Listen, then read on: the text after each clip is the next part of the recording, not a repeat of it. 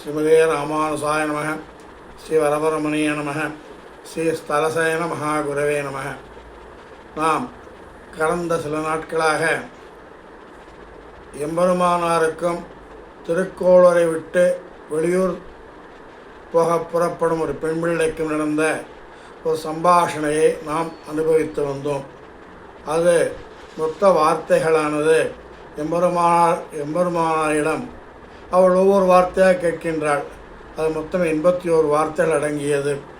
அதில் நாம் சில நாட்கள் வரையில் 79 வார்த்தைகள் அனுபவித்து வந்தோம். இன்று பூர்த்தியாக 80வது வார்த்தையையும் 81வது வார்த்தையை அனுபவித்து இதை தலை கட்டுவோம். இந்த தோள் காட்டி வந்தேனோ பட்டரை போல அப்படின்னு அந்த பெண் பிள்ளை சொல்கின்றார். அர்த்தம் என்னன்னாக்க, பராசர பட்டர் பல்லக்கில் வீதி உலா வரும்பொழுது அவர் பல்லக்கை சுமப்பவருக்கு அந்திம தசை வந்தது. அவர் மரணப்படுக்கையில் படுத்து கொண்டிருக்கும் பொழுது யமபடர்கள் அவர் ஆத்மாவை கொண்டு போகிறத யமபடர்கள் வந்தார்கள். அப்பொழுது வந்து நிற்கும்பொழுது அவர் பார்த்து பயப்படுகின்றார். கூடவே பார்க்கும்பொழுது விஷ்ணு லோகத்திலிருந்து விஷ்ணு இதுவர்கள் நித்தியசூரிகள் விஷ்ணு தூதர்களும் வந்து இவர்கள் அழைத்து கொள்ள வருகின்றார்கள். அப்பொழுது யமபடர்கள் அதை பார்த்து யம தூதர்கள் ஆவி கொண்டு போகிறதா சில சர்வன்லாம் இருப்பா இல்லையா அவளுக்கு. அதே போல் அவள் வந்து நிற்கச்ச, நீங்கள் எதுக்கு வந்தீங்க? இது நாங்கள் கொண்டு போக வேண்டிய ஆத்மா தானே, அதுக்காக நீங்கள் வந்தீங்கன்னு விஷ்ணு தூதர்களை பார்த்து யமகிங்கரர்கள் கேட்கிறார்கள். அதற்கு விஷ்ணு தூதர்கள் என்ன சொல்கிறாருனாக்க, இது எங்கள் நாராயணனின் கட்டளை, இது நாங்கள் கொண்டு போக வேண்டிய ஆத்மா. யமனுக்கும் யமகிங்கரர்களுக்கும் இங்கு எந்த வேலையுமே கிடையாது. ஆகையால் நீங்கள் வந்த வழியே செல்லுங்கள், நாங்கள் இந்த ஆத்மாவை விஷ்ணு பரமத்திற்கு இழுத்து செல்ல வேண்டும் என்று கூறுகின்றார் யமதூதர்கள். அதை பார்த்து அப்படியா, ரொம்ப சந்தோஷம். ஸ்ரீ வைஷ்ணவன் என்றாலும் நாராயண பக்தர்கள் என்றாலும் கண்டிப்பாக அவருக்கு ஆச்சாரிய சம்பந்தங்கள் இருக்க வேண்டும், இருந்தாக வேண்டும். அப்படி அவ்வாறு இருக்கும் பொழுது அவர் வலக்கையால் இடக்கை சங்கம்னு ஆச்சாரிய திருக்கரத்தால் பொறிச்ச திருவிழிச்சனை சின்னத்தை பார்க்கலாமே அப்படின்னா, சின்னத்தை அவர் 2 பேரும் பார்க்கும்பொழுது தோளிலேருந்து சங்கிச்சக்கரம் ஆச்சாரிய சமாஷ்டாய சங்கிச்சக்கரம் பொறிச்ச சின்னங்கள் இல்லை. அப்பொழுது என்ன செய்கிறார் என்றால், இவர் சின்ன சக்கர திருவிழிச்சனை இல்லையே, இவர் எவ்வாறு நீங்கள் பரமபதத்துக்கு எடுத்துகிட்டு போகலாம் அப்படின்னு கேட்கச்ச, அதை பார்த்து அந்த பாகவதோத்தமராக்கு பல்லக்கை சுமப்பவருக்கு பயம் வந்து விட்டது. உடனே அங்கு உள்ள இத்தனை காலம் பட்டருக்கு பல்லக்கை சுமந்தோமே, ஒரு நாளாவது மனம் திறந்து அவரிடம் பஞ்சசம்ஸ்காரம் பெறவில்லையே, பொண்ணுண்டா நம்ம இத்தனை எம்பதோர்களாக அழிச்சுன்னு போகமாட்டாள், நம்மளை விட்டோம், நம்ம இழவுபட்டோமே, அது கெட்டு போயிட்டோமேன்னு சொல்லிட்டு தனக்கு தெரிந்தவர்கள் சில பேர் அழைத்து பட்டரிடம் இந்த விஷயத்தை சொல்லி பட்டரை அழைத்து கொண்டு வாருங்கள் என்று சொல்லும் பொழுது அவருமே பட்டரிடம் சென்றார்கள். பட்டரை கேட்க எதுக்குமா என்ன விஷயம் வச்சு மாதிரி பல்லக்க சுமப்புறத்தர் அந்திம திசையில் கிடக்கிற யமதூதர்களுக்கும் நாராயண தூதர்களுக்கும் போட்டி நடக்கிறது, வாக்குவாதம். யமபடர்கள் சொல்கிறாரு, எங்கள் ஆத்மா தான் அந்த கொண்டு போகணுங்கிறார், உனக்கு சம்பந்தமே இல்லைன்னு விஷ்ணு தூதர்கள்லாம் சொல்லிகிட்டு இருக்கா.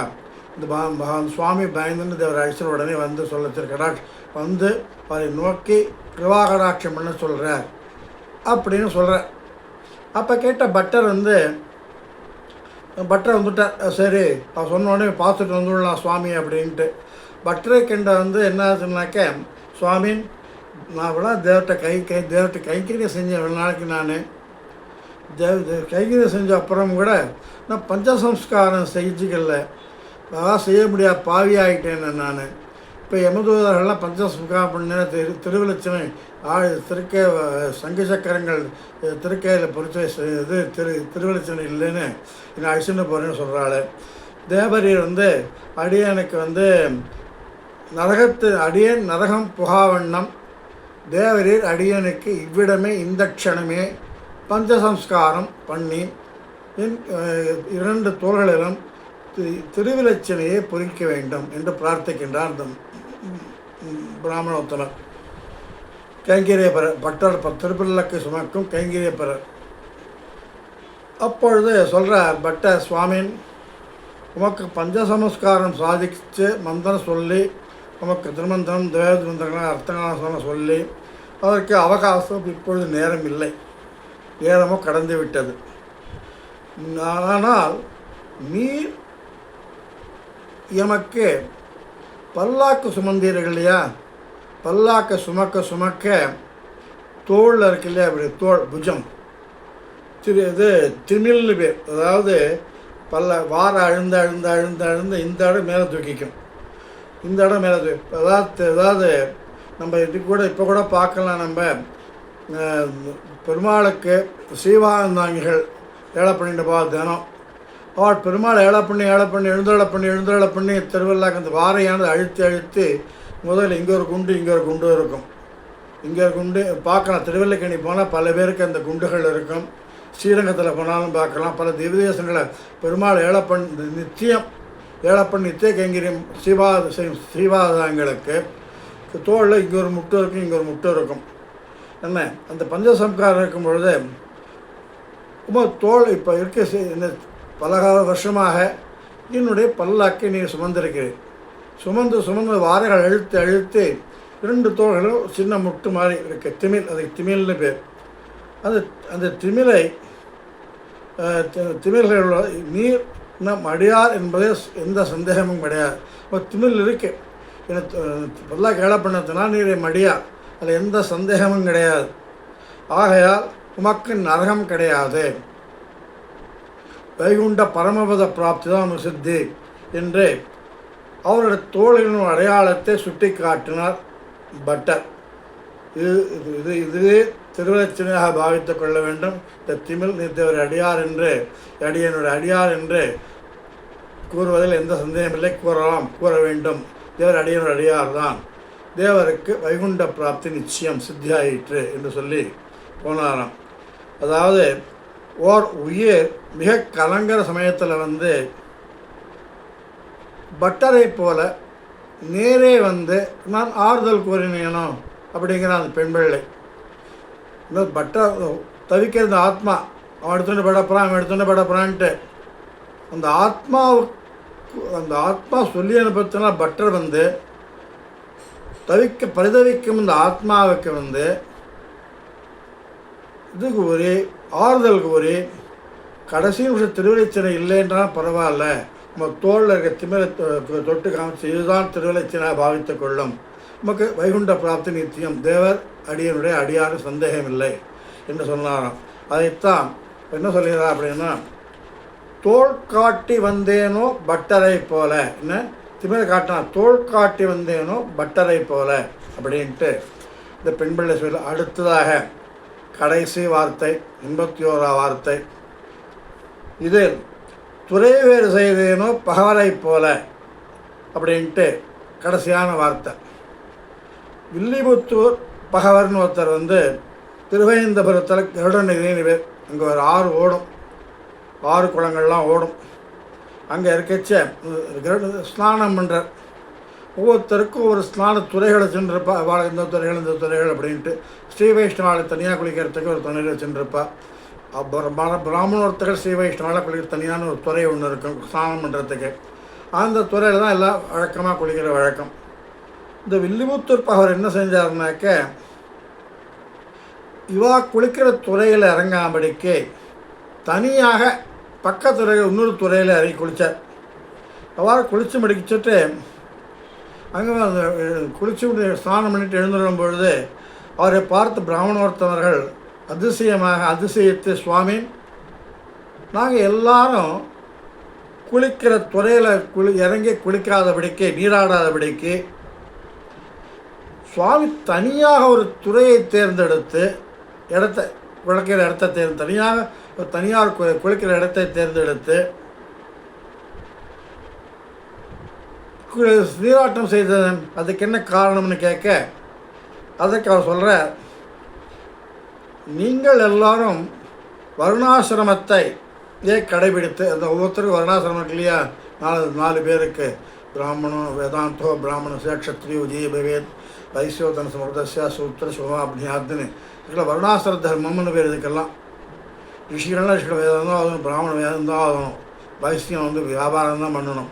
இதில் வருணாசிர தர்மம்னு இதுக்கெல்லாம் பேர். அதே போல் பிராமணர்களான நீங்கள் உங்களுடைய வருணாசிரம தினத்துக்கு உண்டானபடிக்கு ஒரு துறையை கடைபிடித்து நீங்களாம் வருணாசிரமத்தை பற்றிய ஒழுக நீங்கள் என்ன வேதம் படிக்கணும், போகணும், வரணும், இப்படி இருக்கணும், பிராமணனுக்கு என்னென்ன தர்மமோ அந்த தர்மத்தை கடைபிடித்து கொண்டு நீங்கள் ஒரே துறை நியமம் வைத்து கொண்டு நீங்கள் அனைவரும் ஒரே துறையில் குளிக்கின்றீர்கள். ஆகையா நான் அடியேன் எப்படின்னாக்க ஞான அனுஷ்டானங்கள் இருந்தாலும் அதை விட முக்கியமாக வந்து நம்ம பூர்வாசாரியர்கள்லாம் சொல்லியிருக்கா இல்லையா, போதம் அனுஷ்டானங்கள் போதித்த அனுஷ்டானங்கள்லாம் இருக்கு இல்லையா, பூர்வாசாரியர்கள் போதம் அனுஷ்டானங்கள் குருவார் வார்த்தைகளை கொண்டு நீர் தேரு அப்படின்ட்டு இதில் உபதேச ரத்னமாலை சாத்து பாடத்தில் மாதிரி பூர்வாசாரிகள் உபதேசித்த இந்த தர்மானுஷ்டானத்தை கடைபிடித்து நடக்கும்போதாகிய ஸ்ரீ வைஷ்ணவரின் அடியான்மா பூர்வாசார பொது அனுஷ்டானங்களை கடைபிடித்து அனுஷ்டானத்தில் நின்று ஸ்திரமாக நின்று எந்தெந்த ஸ்ரீ வைஷ்ணவர்கள்லாம் இருக்காளோ அவர்களுக்கு நான் அடியான். பிராமணோத்தவர்கள் அனுஷ்டானம் செய்யும் துறைதான் எனக்கு வேண்டும் என்கிற நிர்பந்தமே கிடையாது. பிராமணோத்தமர்களையே அனைவரும் அனுஷ்டானம் செய்து குளிக்கக்கூடிய துறைகள் தான் எனக்கு தேவைன்னு கிடையாது. எம்பெருமானுடைய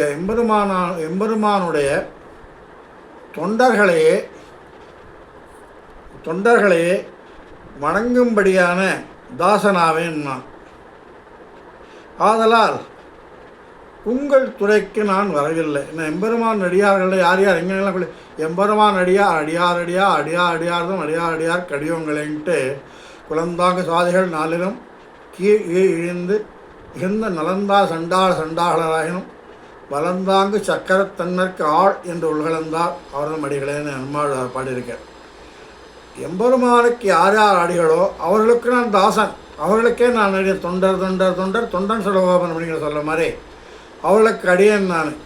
அப்படி இருக்கும் பொழுது பிராமணோத்தர்கள் நீராடும் துறை எனக்கு தேவையில்லை. எம்பெருமான்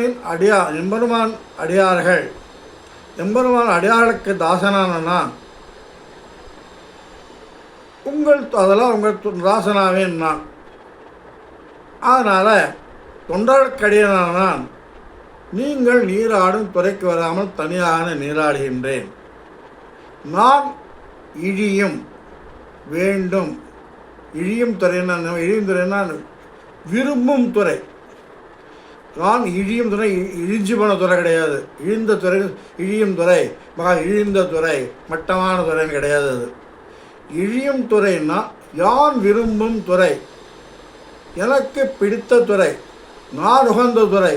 இந்த துறையில்தான் அடியார்கள் அனைவரும் குளிக்கக்கூடிய சூழல். நீங்கள் பிராமணோத்தவர்கள், நீங்கள் தனியாக குளியுங்கள், எனக்கு சந்தேகமே கிடையவே கிடையாது. நான் எல்லா பிராமணர்களுக்கும் எம்பெருமான் அடியாருக்கு அடியனான நான் எனக்கு விரும்பும் துறையான உங்கள் துறையை விட்டு நான் இந்த துறையில் தனியாக வந்து கொடுத்தேன். இதுதான் சுவாமி அப்படின்னார் அவர். அதாவது இதற்கு என்ன சான்றுனாக்க, பண்டே உயிர் அனைத்தும் பங்கயத்தாள் நாயகர்க்கே தொண்டரோம் என தெளிந்த தூய்மனத்திற்கு உண்டோ பலகற்றம் தம் உடம்பை அபிமானிக்கும் உலகத்தவரோ உறவு. ஞானசாரம்னு இதில் வந்து 12வது பாட்டு.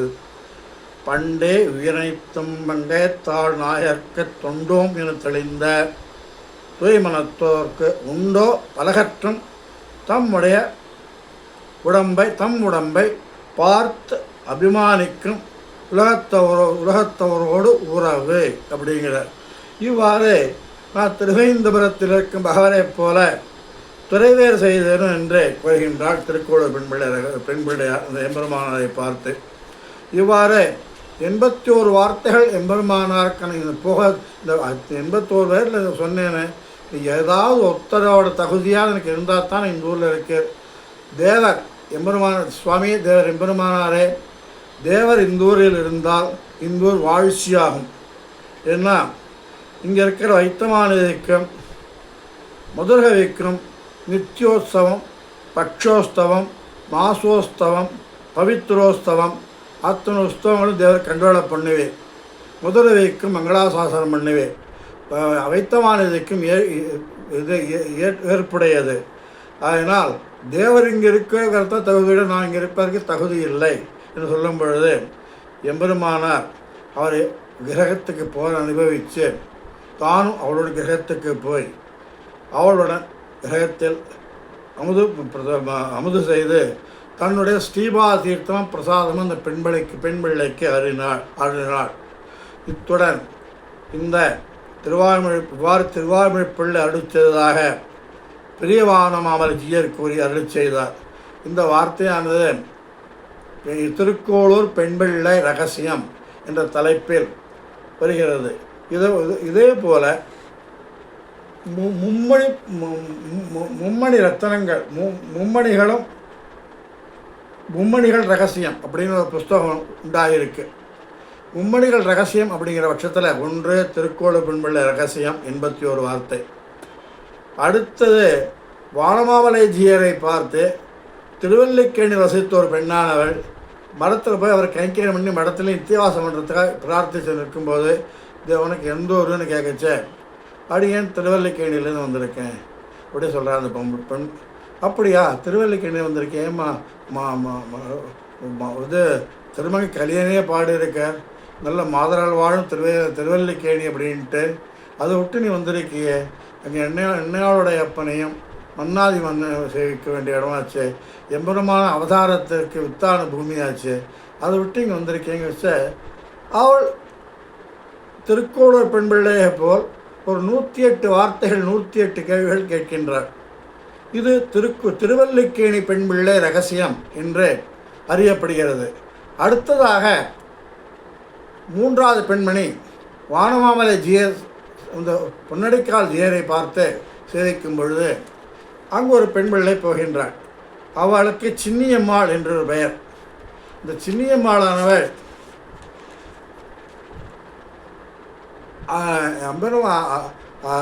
பொன்னடிக்கால் ஜீயர் சுவாமி அழகியவர்தனின் ஏகாந்தமாக வீட்டிருந்த பொழுது அவர் திருவிட சம்பந்தியான சின்னியம்மாள் அப்படின்னு ஒரு பெண் பிள்ளை வந்து சுவாமியை தண்டம் சமர்ப்பித்து நிற்க ஜீயரும் அவளை கடாட்சித்து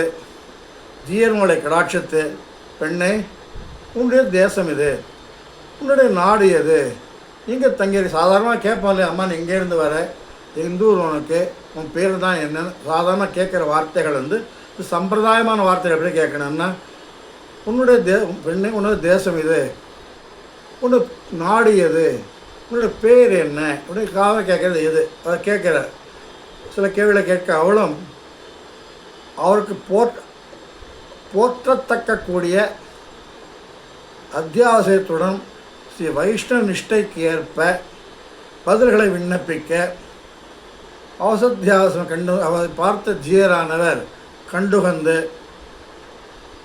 ஆஹா இப்படி ஒரு பெண்பிள்ளையா, இப்படி அழகான பேசுகிறியே, இவ்வளோ அழகான இதுவான ரொம்ப வார்த்தைகள் அபூர்வமாக இருக்கேன்ட்டு பொன்னடிக்கால் ஜீயரானவர் சின்னியம்மாள் என்பதை பற்றி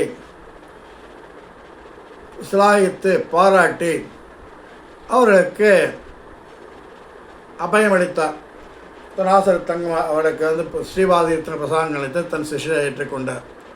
அதுவும் இல்லை அப்படிக்கு அந்த மடத்தில் தங்கி கைங்கரி மடத்துக்கு அலவழித்தார். இதற்கு சின்னியம்மாள் ரகசியம் என்று போற்றப்படுகிறது. அந்த வார்த்தையானது மொத்தம் 24 வார்த்தைகளை உடையது. திருக்கோளூர் பெண்பிள்ளை ரகசியம் 81 வார்த்தை, திருவல்லிக்கேணி பெண்பிள்ளை ரகசியம் என்பது 108 வார்த்தைகள் உடையது. சின்னியம்மாள் வார்த்தை அப்படிங்கிறது வந்து 24 வார்த்தைகளை கொண்டது. இந்த 24 வார்த்தைகளும் ரொம்ப அருமையான வார்த்தைகள். ஒவ்வொன்றும் கேட்க பதில், கேட்க பதில், கேட்க பதில், அப்படி சின்ன சின்ன சின்ன வார்த்தைகள் தான் இது. அதனால் இந்த வார்த்தைகளை சின்னியம்மாள் ரகசியத்தை நாளை அனுபவிக்கலாம். திருவல்லிக்கேணி பெண்பிள்ளை ரகசியம் என்பது பெரிய 108. இது 81க்கே ரொம்ப நாள் ஆச்சு, கிட்டத்தட்ட 30-40 நாள் ஆச்சு 81 பெண்பிள்ளை ரகசியம் சொல்கிறதுக்கு.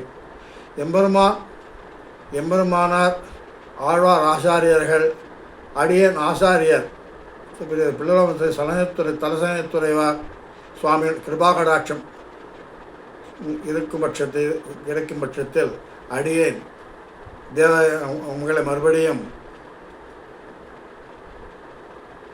கடாட்சம் பெருமாள் கடாட்சத்து இருக்கும் பட்சத்தில் அடியேன் தேவரீர்களை மறுபடியும் திருவல்லிக்கேணி பெண்பிள்ளை ரகசியத்தை அனுபவிக்கலாம்.